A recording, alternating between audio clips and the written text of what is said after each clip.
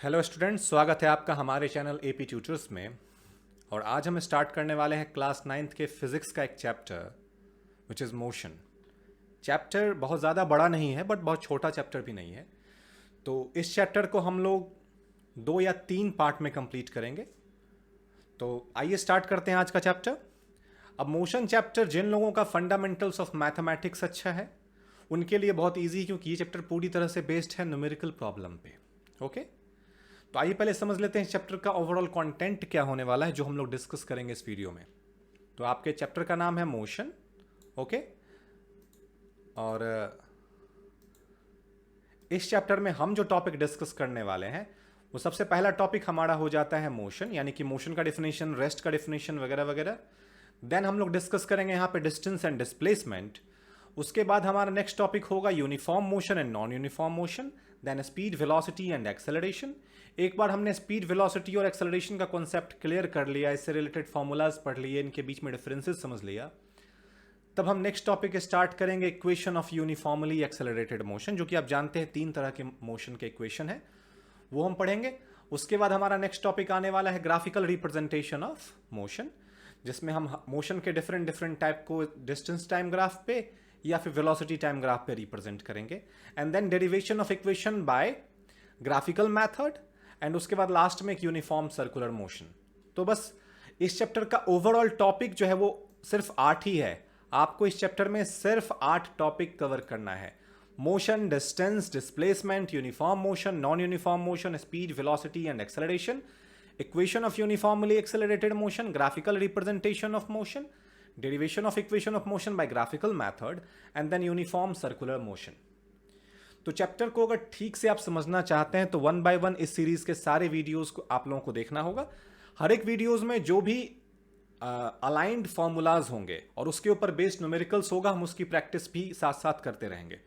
जैसे आज के इस वीडियो में हम लोग distance, displacement, motion, uniform motion, non uniform motion और एवरेज वेलोसिटी तक का कॉन्सेप्ट क्लियर करने वाले हैं।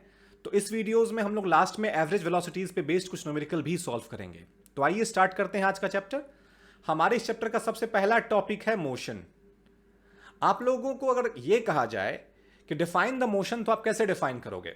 आप टेक्निकली ये कहने की कोशिश करोगे कि अगर कोई बॉडी एक पोजीशन से दूसरे पोजीशन पे जा रही है मतलब वो मोशन में है, और अगर वो अपना पोजीशन चेंज नहीं कर रही है तो वो रेस्ट पे है। सिंपल एक्सप्लेनेशन यही होता है। दैट्स वाई हमारा एक्सप्लेनेशन यहां पे क्या है कि इफ एनी ऑब्जेक्ट, यहां पे लिखा गया है, if any body is set to be in motion और moving when its position changes continuously with respect to stationary object taken as a reference point. कहने का मतलब है कि किसी भी बॉडी को हम मोशन में तभी कहेंगे, बहुत लंबा चौड़ा डेफिनेशन है, इसको सिंपल लैंग्वेज में समझते हैं। If any object changes its position according to या with respect to its surrounding, जिसको कि हम फ्रेम ऑफ रेफरेंस या रेफरेंस पॉइंट बोलते हैं, then it is said to be in motion। यानी कोई भी ऑब्जेक्ट अगर अपना पोजीशन चेंज कर रहा है with respect to its surrounding and time, then it is said to be in motion। यहां पे रेस्ट का डिफिनेशन नहीं है बट हम रेस्ट को भी डिफाइन कर सकते हैं। What is rest? आप लोग डिफाइन करने की कोशिश कीजिए, मुझे बताइए व्हाट इज रेस्ट। अगर हमें यहां पे रेस्ट डिफाइन करना हो तो रेस्ट हम किसे कहेंगे? Simply if any object does not change its position with respect to surrounding and time, then it is said to be in rest. इसके अलावा कुछ और टॉपिक है जो मैंने इस नोट में नहीं डाला है बट मैं चाहूंगा कि वो आप इलेबोरेट करो। वो एक टॉपिक आता है rest and motion are relative term. अब जैसे मान लीजिए जब भी हम डिस्क्राइब करने की कोशिश करते हैं कि एनीथिंग इज इन मोशन, तो हम उसका कंपैरिजन किसी रेस्ट वाले पॉइंट के ऑब्जेक्ट से लेते हैं। और जब हम ये बोलते हैं कि कोई ऑब्जेक्ट एट रेस्ट है तो उसका कंपैरिजन किसी मोशन से भी हम कर सकते हैं। यानी कि जो बॉडी, या फिर इसको ऐसे ले लें, मान लीजिए आप में से कोई 2 लोग ट्रेन में बैठा हुआ है, एक मैं हूं और दूसरे आप हैं, और आप ट्रेन में मेरे सामने वाली सीट पे बैठे हुए हैं, और मैं अगर आपसे पूछूं कि आप मेरे कंपैरिजन में किस स्टेट में है, रेस्ट में है या मोशन में, तो ऑब्वियसली आप कहोगे कि आप रेस्ट में हो, क्योंकि मैं आपके कंपैरिजन में और आप मेरे कंपैरिजन में अपना पोजीशन चेंज नहीं कर रहे हैं। वहीं अगर मैं आपसे ऐसा कहूं कि ये जो ट्रेन है, ट्रेन के कंपैरिजन में या ट्रेन के बाहर के किसी स्टेशन के कंपैरिजन में हम दोनों किस स्टेट में हैं, तो आप कहोगे हम मोशन में हैं, क्योंकि बाहर के कंपैरिजन में हम अपना पोजीशन चेंज कर रहे हैं, जबकि अंदर में किसी के कंपैरिजन में अपना पोजीशन चेंज नहीं कर रहे हैं। इसका मतलब जो ऑब्जेक्ट किसी पर्टिकुलर कंडीशन में रेस्ट में है, वही ऑब्जेक्ट किसी दूसरे रेफरेंस पॉइंट के कंपैरिजन में क्या हो जाता है? मोशन में। That's why rest and motion are relative term. Okay, now next topic is displacement हमारा अगला टॉपिक है। डिस्टेंस हमारा नेक्स्ट टॉपिक है डिस्टेंस। What is distance? अगर हम डिस्टेंस को इलैबोरेट करें तो इसको इस तरह से आप समझने की कोशिश कीजिएगा। मान लीजिए ये हमारा पॉइंट, या फिर मैं यहां पे ले लेता हूं, अगर ये हमारा पॉइंट ए है और ये पॉइंट बी है, तो पॉइंट ए अगर मान लीजिए आपका घर हो और पॉइंट बी आपका स्कूल हो, तो पॉइंट ए से पॉइंट बी तक जाने के लिए आपके पास कई सारे रास्ते हो सकते हैं। आप इधर से जा सकते हो, घूमते हुए यहां से जा सकते हो, या फिर एक सबसे शॉर्टेस्ट पाथ भी कवर कर सकते हो, जो भी हो। तो ऐसे कई सारे रास्ते हैं जिसको आप कवर करोगे अगर आप पॉइंट ए से पॉइंट बी पे जाते हो तो इसलिए डिस्टेंस का मतलब क्या होता है कि द टोटल पाथ लेंथ, जो भी आपने डिस्टेंस में ये रास्ते की लंबाई है, दैट इज डिस्टेंस। और जो शॉर्टेस्ट पाथ लेंथ होता है इज कॉल्ड डिस्प्लेसमेंट। तो डिस्टेंस का इसलिए डेफिनेशन है, the distance travelled by the body is the actual length of path covered by moving body respective to the direction in which the body travels. Okay, यहां पे direction से हमें कोई लेना देना नहीं होता, that's why irrespective of the direction हमने यहां पे वर्ड यूज किया है, इरिस्पेक्टिव ऑफ द डायरेक्शन। तो स्टार्टिंग पॉइंट से एंडिंग पॉइंट तक जाने में कोई बॉडी जितना टोटल पाथ लेंथ कवर करता है is distance covered by the body. So what is distance? The total path length between two point is called distance. Simple. Distance is a scalar quantity and SI unit of distance is metre. ये दोनों चीज भी आप इसके साथ में learn रखेंगे। Next topic is displacement. तो जैसे मैंने कहा total path length between two point is distance, then what is displacement? तो shortest path length between two point. Displacement का मतलब होता है जो भी आपका स्टार्टिंग पॉइंट है और जो एंडिंग पॉइंट है, इसको जोड़ने वाला जो डायरेक्ट पाथ होता है ना, जो सबसे छोटा होता है ऑब्वियसली, दैट इज डिस्प्लेसमेंट। तो what is displacement? The shortest path length between two point is called displacement. Displacement is a vector quantity and its SI unit is also metre. तो एसआई यूनिट डिस्टेंस और displacement दोनों का metre है। Now next topic is uniform motion. अब अगर आपको elaborate करना हो यूनिफॉर्म मोशन को, तो आप कैसे इलैबोरेट करोगे? अगर आप मोशन समझते हो तो change of position of an object with respect to surrounding and time is called motion. What is uniform motion?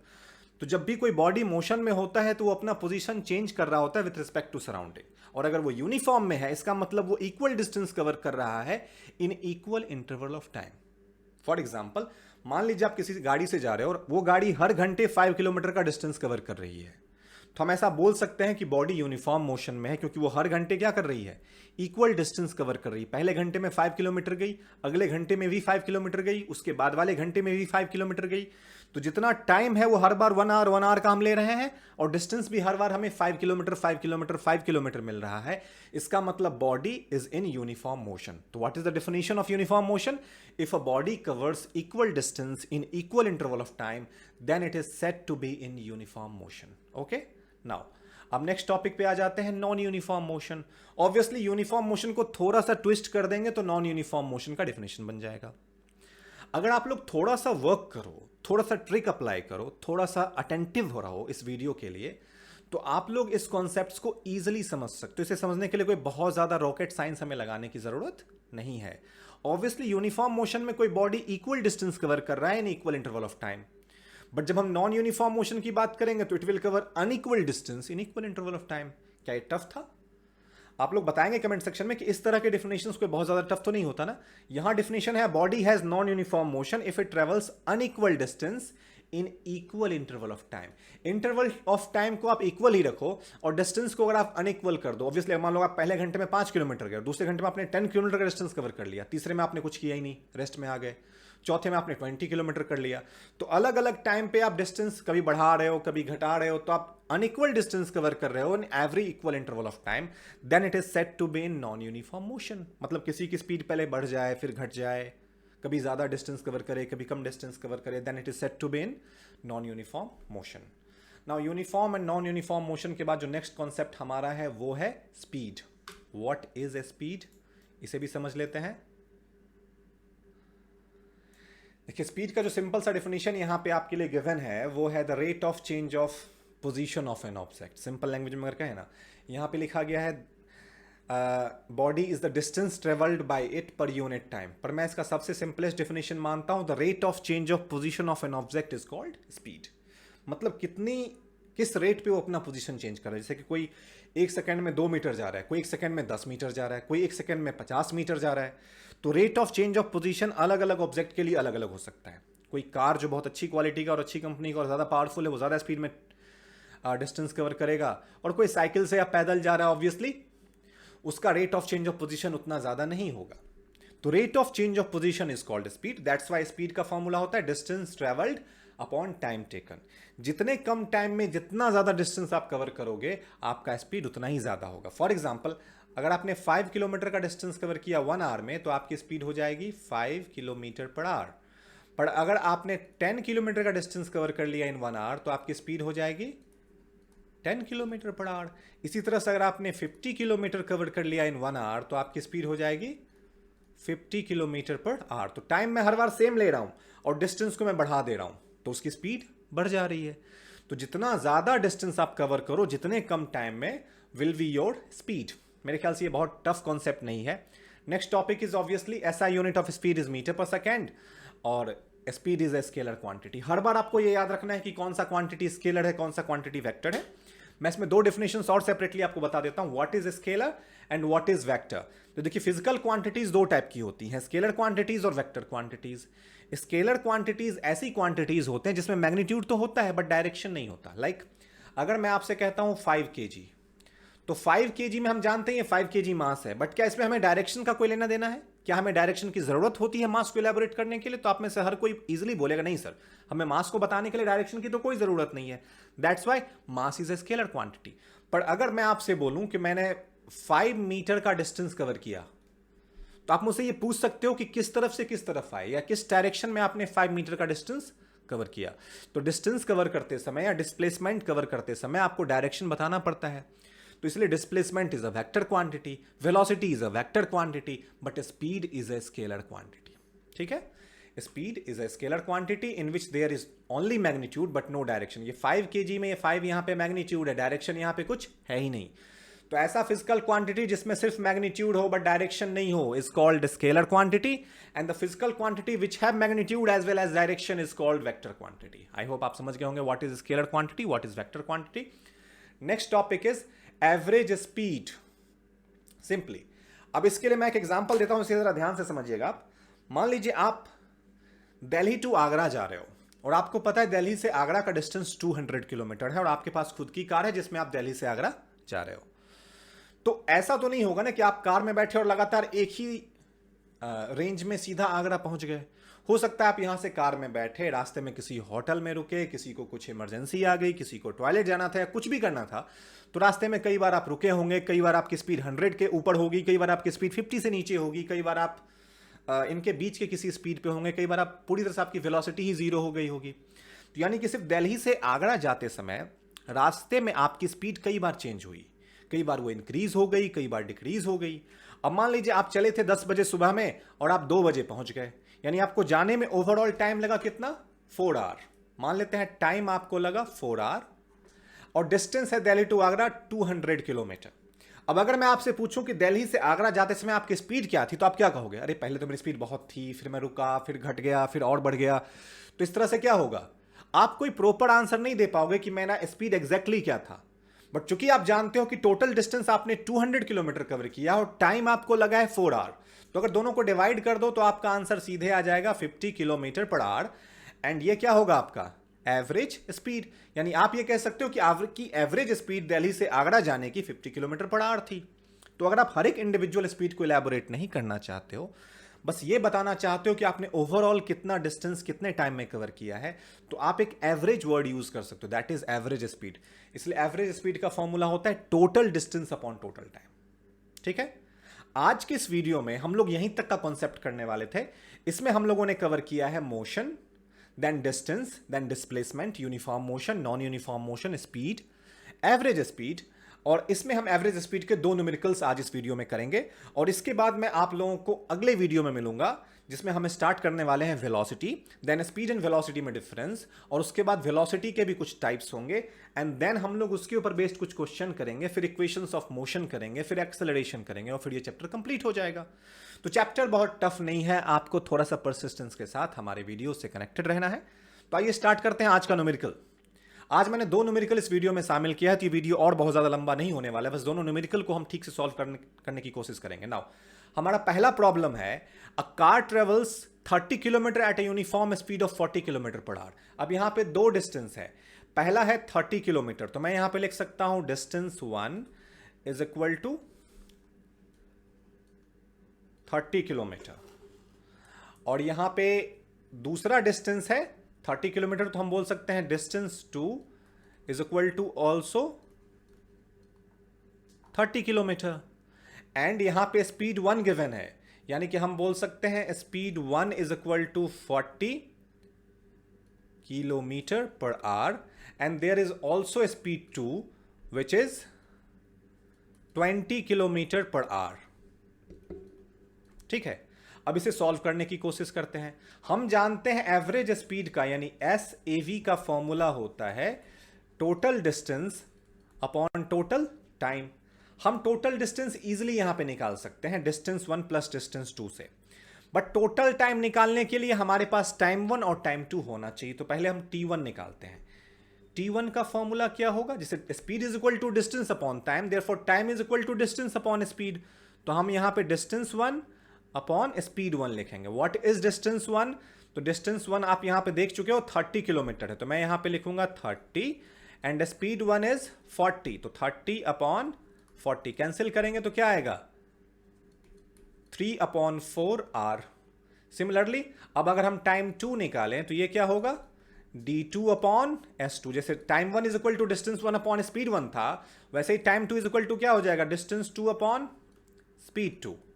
What is distance 2, तो डिस्टेंस 2 आपको यहां दिख रहा है, ये भी 30 है और स्पीड 2 20 है, तो मैं यहां पे क्या लिखूंगा 30 अपॉन 20, 0 से 0 कैंसिल, ओवरऑल आंसर क्या आ रहा है 3 अपॉन 2 आर।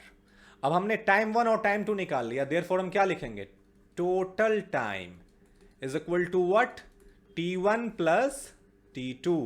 T1 का वैल्यू क्या निकाला था 3 अपॉन 4, और T2 का वैल्यू क्या निकाला था 3 अपॉन 2। तो इसे भी पुट कर देते हैं। अगर हम इसका एलसीएम ले लें तो 4 और 2 का एलसीएम आप जानते हैं 4 होगा, देन 4 डिवाइडेड बाय 4 इज 1, 3 1 जा 3, plus 2 divided by 4 divided by 2 is 2, 3 2 जा 6, 6 प्लस 3 क्या हो गया 9, 9 upon 4 our is our total time. And what was our total distance, तो अगर हम टोटल डिस्टेंस निकाल लें तो total distance is equal to, आप देख रहे हो यहां पे डिस्टेंस 1 हमारा 30 था और डिस्टेंस 2 भी 30 था, तो मैं यहां पे लिख सकता हूं ना 30 plus 30 is equal to 60 kilometre. तो टोटल डिस्टेंस हमें पता है, तो अब यहां पे हम फॉर्मूला लगा लेंगे, therefore average speed is equal to total distance upon total time. What was our total distance, तो अभी हमने निकाला है 60 किलोमीटर एंड टोटल टाइम हमारा है 9 अपॉन 4। नीचे वाला 4 कहां चला जाएगा ऊपर। नाउ अब काटिए, 3 3 जा 9 और 3 20 जा 60, 24 जा 80 अपॉन 3। अगर इसे डिवाइड करेंगे तो क्या आएगा 3 2 जा 6, 2 20, 3 6 जा 18, फिर 20, 3 6 जा, ये होता चला जाएगा, तो 26.6 किलोमीटर पर आवर ये हो गया आपकी स्पीड ऑफ एवरेज स्पीड। तो आप लोगों ने देख लिया हम एवरेज स्पीड पे बेस्ड क्वेश्चन करते कैसे। वैसे होता ये बहुत इजी है, बट कुछ जगहों के ट्रिक में स्टूडेंट अटक जाते हैं। आपको बस इतना याद रखना है कि एवरेज स्पीड का फॉर्मूला होता है total distance upon total time. अगर क्वेश्चन में आपको टोटल डिस्टेंस गिवन हो, टोटल टाइम गिवन हो, तो डायरेक्टली अप्लाई कर दो, बट अगर नहीं गिवन हो तो आपको देखना है क्या गिवन है। तो इस क्वेश्चन में हमारे पास डिस्टेंस 1 और डिस्टेंस 2 था और स्पीड 1 स्पीड 2 था, जबकि हमारे फॉर्मूला में टाइम 1 और टाइम 2 चाहिए था। तो हमने क्या किया, स्पीड 1 और डिस्टेंस 1 से टाइम 1 निकाल लिया और स्पीड 2 और डिस्टेंस 2 से टाइम 2 निकाल लिया। सिमिलरली जब हमारे पास टाइम 1 एंड टाइम 2 मिल गया तो हमने टोटल टाइम निकाल लिया, और एक बार टोटल टाइम आ गया और टोटल डिस्टेंस हमें पता था तो हमने दोनों को डिवाइड किया, हमें हमारा आंसर मिल गया। तो इस तरह से आप एवरेज स्पीड निकाल सकते हो। एक और क्वेश्चन इसी पे बेस्ड है, बट ये मैं आप लोगों को होमवर्क में देना चाहूंगा। अगर ये आपसे नहीं होगा तो अगले वीडियो की जब हम शुरुआत करेंगे तो इस क्वेश्चन को सॉल्व करवाते हुए मैं आपकी शुरुआत करूंगा। आज का ये होमवर्क है आपका, on a 120 kilometre track a train travels the first 30 kilometre, इस पे ध्यान देना है, at a uniform speed of 30 kilometre per hour and the next 90 kilometre किस स्पीड पे चल रहा है, that it's average speed is 60 kilometre per our. तो मैं आपको यह हिंट जरूर दे देता हूं कि यहां पे टोटल डिस्टेंस गिवन है 120 किलोमीटर। आपके पास डिस्टेंस 1 यानी कि D1 is 30 kilometre and D2 is 90 kilometre, ये गिवन है। आपके पास स्पीड 1 है, यानी कि स्पीड 1 आपके पास 30 किलोमीटर पर आवर है, और आपको स्पीड 2 फाइंड आउट करना है, ये नहीं पता है, बट आपको एवरेज स्पीड पता है कि ये आपका है 60 किलोमीटर पर आवर। तो आप ध्यान से देख लीजिए, ये चीजें आपके क्वेश्चन में गिवन है, आपको S2 फाइंड करके बताना है। तो मैं आप लोगों से चाहता हूं कि आप इस क्वेश्चन को खुद से ट्राई कीजिए। अगर ये आपसे हो जाता है तो अच्छी बात है, अदरवाइज नेक्स्ट वीडियो में मैं आपको ये समझाते हुए फिर मैं आगे बढ़ूंगा। ठीक है, तब तक के लिए धन्यवाद।